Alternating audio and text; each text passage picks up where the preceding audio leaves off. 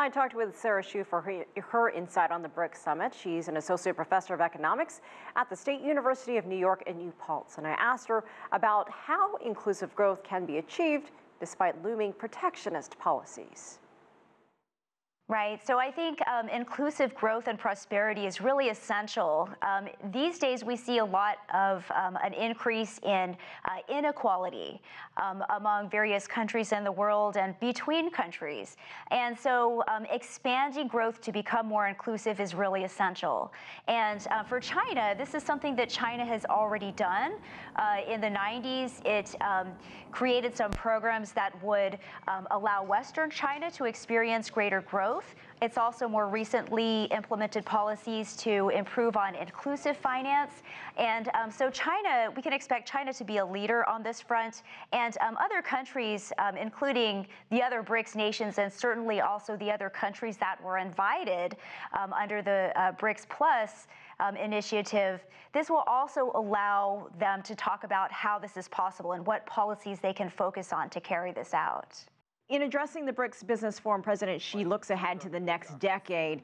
New global growth drivers will take the place of old ones, he says, seeing faster changes in the international landscape and the international alignment of forces. Again, just some of the things he mentions in his address to business leaders. What do you make of that? Well, I think there are several things that are going on. There are changes in terms of technology. So one aspect that is expected to really change the economic landscape is digital technologies, which are also changing China's own landscape. And also, probably Xi Jinping is looking towards an era of greater multilateralism, and he has emphasized that countries acting unilaterally, such as, for example, the United States in the trade war, will not be successful in this world of globalization. And China would like to be a leader, and in some fronts is already a leader on the global governance stage. And the BRICS Forum helps him to lay the path towards increasing the Chinese presence in this stage. And you mentioned this message about multilateralism. He also talks about cooperation, and he actually said, quote, "A trade war should be rejected because there will be no winner." You can't really be any more clear than that. Right. Right. So there are no clear winners in a trade war. We know that tariffs that were imposed during the Great Depression in response to the Depression actually made matters much worse.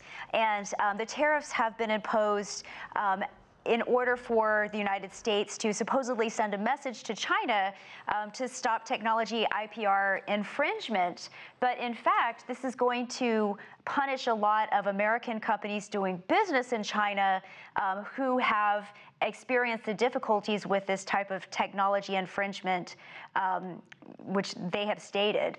So it's not really something that's effective. It doesn't make sense.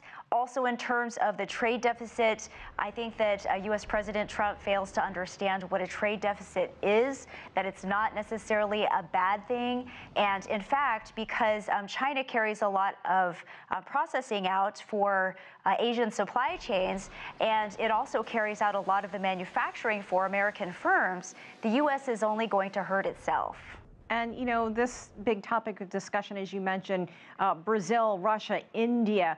Talk about some of the outcomes, things that we should look for as this BRICS summit continues over the next day or two. Right. So we know that the big leaders, China and India, leaders of both nations, have been touring Africa, seeking deals with other nations and trying to build up bilateral relationships with them. I think that there are many outcomes that we can expect. Definitely emphasizing multilateralism is one, potentially strengthening trade ties between nations in order to go around trade with the U.S. because the U.S. has imposed these tariffs on China, but also other countries. I know that South Africa has been really disappointed in the fact that the U.S. has not made them an exception to the steel and aluminum tariffs. And so they're also experiencing the impact of those tariffs, and they've had to lay off some of their steel workers. And so they're going to be doing a lot of discussion about trade. The theme, another theme is industrialization, inclusive growth and development. So these are major topics topics to talk about.